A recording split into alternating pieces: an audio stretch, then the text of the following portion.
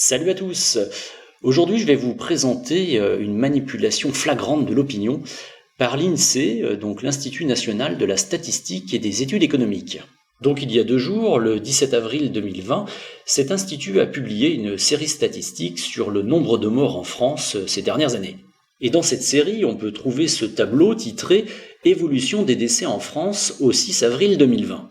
Alors, sauf erreur de ma part, il s'agit d'un graphique qui montre le nombre de décès total en France, toutes causes confondues, sur une période du 1er mars au 6 avril. Alors, la première chose qu'on peut constater, et c'est un grand classique de la manipulation de l'opinion par les graphiques, notamment à la télévision, c'est que l'échelle verticale ne commence pas à 0, mais à 1000 décès, ce qui a pour conséquence de zoomer sur la courbe et d'exagérer la sensation que l'on peut avoir sur l'augmentation du nombre de morts à partir du 21 mars 2020.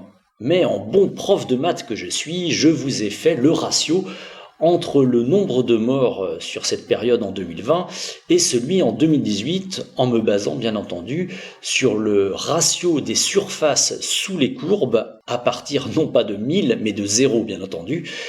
Et alors on trouve une augmentation de grosso modo 6%, ce qui n'est évidemment pas du tout significatif pour dire que cette épidémie est en train de tuer tout le monde. Et la deuxième manipulation, qui est flagrante quand on s'intéresse un petit peu au problème, c'est qu'ils n'ont pas mis comme par hasard la courbe de 2017. Et oui, car comme l'a soulevé très justement le professeur Didier Raoult, en 2017, on a eu un pic de décès en France, principalement dû à l'épidémie du virus H3N2. Mais on est très loin actuellement, si on cumule, vous voyez, les mois de décembre à mars, de la crise sanitaire de 2017 où il y avait eu énormément de grippe H3N2. Et si cette courbe est absente du graphique, ce n'est évidemment pas un hasard, car on se serait aperçu que la mortalité en 2017 sur cette période était plus importante qu'elle ne l'est aujourd'hui en 2020. Et évidemment, ça ferait un peu tâche par rapport au discours officiel du gouvernement qui tente de nous faire croire que la crise économique qui arrive est due à cette soi-disant crise sanitaire.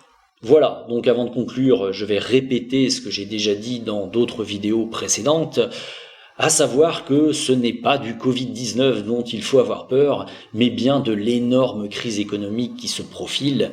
Et ceux qui n'auront pas compris ça et qui n'auront pas pris leurs précautions s'en mordront probablement très fort les doigts. Pour finir, n'oubliez pas de liker cette vidéo, de la partager, d'y laisser des commentaires, de vous abonner à ma chaîne et de me soutenir financièrement sur mon compte Tipeee. Sur ce, je vous souhaite une bonne journée.